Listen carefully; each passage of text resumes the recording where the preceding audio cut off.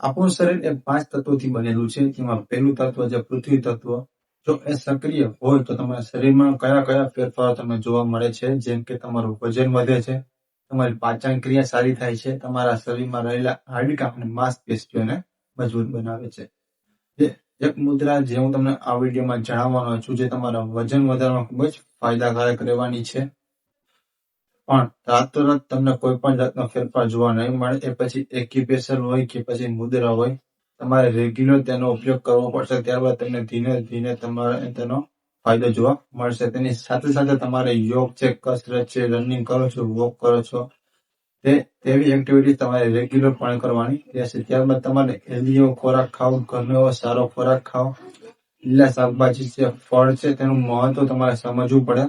ત્યારબાદ તમારે આવી મુદ્રાનો તમને હેલ્પફુલ થઈ શકે છે. જે મુદ્રાની હું વાત કરવાનો છું તેનું નામ છે પૃથ્વી મુદ્રા. તે કઈ રીતે કરવાની છે તેની જાણકારી અને કર્યા બાદ તમને શરીરમાં કયા કયા ફેરફારો થાય છે તેમાં આ વિડીયોમાં તમને જણાવવાનો છું. પણ તમે ચેનલમાં નવા હોય તો સબસ્ક્રાઇબ કરી દેજો અને વિડીયોને લાઈક કરીને શેર કરવાનું ભૂલતા નહીં. પૃથ્વી મુદ્રા કઈ રીતે કરવામાં આવે છે? જેમ કે આપણા હાથમાં 5 આંગળીઓ આપેલી છે. તેમાં વચ્ચેની આંગળી છે તેને આપણે રિંગ ફિંગર તરીકે ઓળખવામાં આવે છે. તેના ટેરવાથી લઈ અને અંગૂઠાના ટેરવા સુધી આ રીતે જોઈન્ટ કરવામાં આવે છે. 2 હાથેથી કરવામાં આવે છે. 3 ટાઈમ કરવાનું રહેશે. સવાર, બપોર ને સાંજ. સવારે 10 મિનિટ, બપોરે 10 મિનિટ ને સાંજે 10 મિનિટ તમારે રેગ્યુલર કરવાની રહેશે. અથવા તમે સવાર સાંજ કરો તો 15 મિનિટ કરવાની રહેશે, અને સાંજે કરો તો 15 થી 30 મિનિટ તમારે રેગ્યુલર કરવાની રહેશે. આ મુદ્રા કરવાથી તમારા શરીરમાં અંદરથી પૃથ્વી તત્વ એ અંદરથી તમારે સક્રિય થાય છે.